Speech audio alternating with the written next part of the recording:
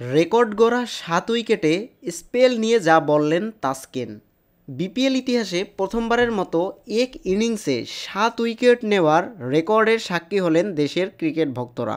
এমনকি স্বীকৃত টি-20-র ইতিহাসে একটিমাত্র তৃতীয়বার। দুর্বার রাজশাহীর হয়ে তাসকিন আহমেদ ঢাকা ক্যাপিটালসের বিপক্ষে একাই 7 উইকেট নিয়েছেন। স্পোর্টিং উইকেটও ব্যাটারদের ওপর এমন শাসন করতে পেরে দারুণ আনন্দিত এই ডানহাতি পেসার। আজ মিরপুর শেরেবাংলা স্টেডিয়ামে দিনের প্রথম ম্যাচে মুখোমুখি হয়ে রাজশাহী ও ঢাকা ফ্র্যাঞ্চাইজিস তাসকিনের আগুনের বোলিংয়ের পর আসরে নিজেদের প্রথম জয়ও পেয়েছে রাজশাহী। ম্যাচ শেষে প্রতিক্রিয়ায় তাসকিন জানান, আলহামদুলিল্লাহ ম্যাচ জিতেছি, এরকম পিচে বল করতে খুব উপভোগ করছি, বেশ স্পোর্টিং উইকেট, এমন উইকেট যদি বেশিরভাগ সময় পাওয়া যায় আমাদের ক্রিকেট অনেক উন্নতি করবে।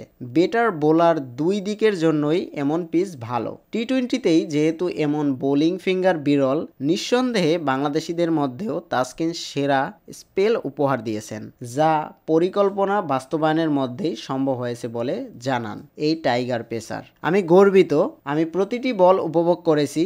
উইকেটে কখনো পাবেন কখনো পাবেন না, তবে আমি প্রতিটি বল প্রতিটি মুহূর্ত উপভোগের চেষ্টা করেছি। চেষ্টা ছিল পরিকল্পনা বাস্তবায়নের। প্রসঙ্গত, আগে ব্যাটিং করা ঢাকার বিপক্ষে 4 ওভারে মাত্র 19 রান খরচায় 7 উইকেট নেন তাসকিন। বাংলাদেশ প্রিমিয়ার লিগের 11 আসরের ইতিহাসে এটাই এখন সেরা স্পেল। পেছনে ফেলেছেন পাকিস্তানের মোহাম্মদ আমিরের 17 রানে 6 উইকেট নেয়ার কীর্তিকে। তবে তাসকিনের এমন তাণ্ডবেও নির্ধারিত 20 ওভারে 9 উইকেট হারিয়ে 178 রানের পুঁজি পেয়ে যায় লিটন মুস্তাফিজের ঢাকা। পরে তার লক্ষ্যে তারাই এনামুল হক বিজয় ও রায়ান বার্লের ব্যাটে 11 বল ও 7 উইকেট হাতে রেখেই জয় তুলে নেয় রাজশাহী।